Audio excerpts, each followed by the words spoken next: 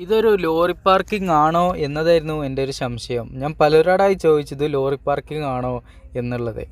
പിന്നീട് നമ്മൾ ചുറ്റുപാടൊക്കെ നോക്കുമ്പോൾ ഇതുപോലെ മനോഹരമായിട്ടുള്ള കൃഷിയിടങ്ങളാണ് കാണാൻ സാധിക്കുന്നത്.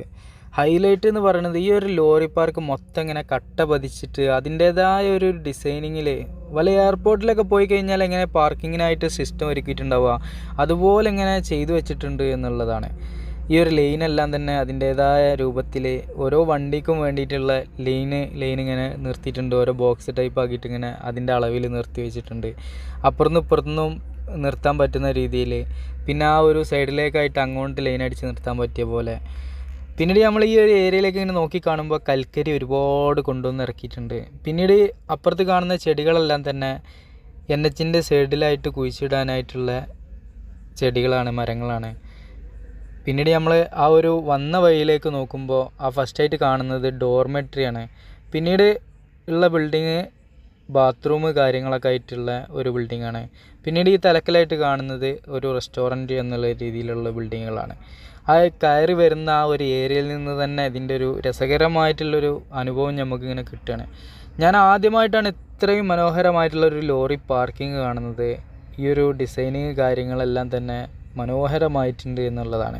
ഇതെല്ലാം തന്നെ പരിചരിക്കാൻ വേണ്ടിയിട്ട് ഇവിടെ 2-3 ആളുകളെയും കാണാൻ സാധിക്കുന്നുണ്ട്. നമ്മൾ ഏകദേശം ഒരു 11 മണിയോട് അടുത്തതായതുകൊണ്ട് തന്നെ ഇവിടെ വണ്ടികളൊന്നും കാണാനില്ല. എല്ലാവരും നൈറ്റിലാണല്ലോ പാർക്കിങ്ങിനായിട്ട് വരിക.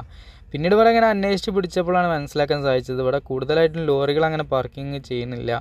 നൈറ്റിൽ ചെറുതായിട്ട് വണ്ടികൾ ഉണ്ടാവുള്ളൂ.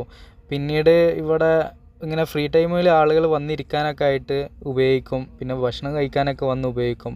ഇവിടുത്തെ ഒരു സിസ്റ്റം എന്ന് പറഞ്ഞു കഴിഞ്ഞാൽ വണ്ടിയിൽ ഇവർ എല്ലാ സാധനങ്ങളായിട്ടാണ് വരിക. കുക്കിങ്ങിനായിട്ട് ആവശ്യമായിട്ടുള്ള ആ സാധനങ്ങളെല്ലാം തന്നെ ഒരു പായ് നിലത്തങ്ങണ്ട് വിരിച്ചിട്ട് അതിൽ വെച്ച് കുക്കിംഗ് ചെയ്തിട്ട് രസകരമായിട്ട് അവിടെ നിന്ന് കഴിച്ചു പോകുന്ന രീതിയാണല്ലോ ഇവിടെ കൂടുതലായിട്ട് നമ്മൾ കണ്ടുവരുന്നത്. ആന്ധ്രാപ്രദേശിൽ ആ ഒരു സിസ്റ്റം എല്ലാം അങ്ങനെയാണ്.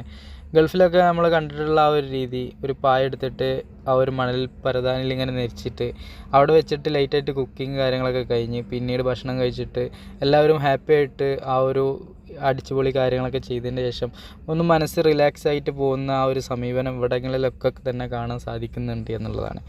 നമ്മുടെ നാട്ടിലൊക്കെ നമ്മൾ ഉപയോഗിക്കുന്ന മെത്തേഡ് എന്ന് പറഞ്ഞു കഴിഞ്ഞാൽ നമ്മൾ ക്യാഷ് എങ്ങനെ ചിലവാക്കാൻ പറ്റും എന്നുള്ളതിനെക്കുറിച്ചാണ് നമ്മൾ ചിന്തിക്കുക എന്നുള്ളത് എനിക്കിങ്ങനെ തോന്നിപ്പോയി. ഈ ഒരു മെത്തേഡൊക്കെ നമ്മൾ ഉപയോഗിച്ച് ഇവരെ നമ്മൾ ആ ഒരു റൂട്ടിലൂടെ നമ്മളും സഞ്ചരിക്കുകയാണെങ്കിൽ നമുക്ക് ഒരുപാട് യാത്രകൾ ചെയ്യാം, അല്ലെങ്കിൽ നമുക്ക് ചിലവ് ചുരുങ്ങിയ യാത്രകൾ ചെയ്യാം എന്നുള്ളതൊക്കെ ഇവിടുന്ന് പഠിപ്പിച്ച പാഠങ്ങളാണ്.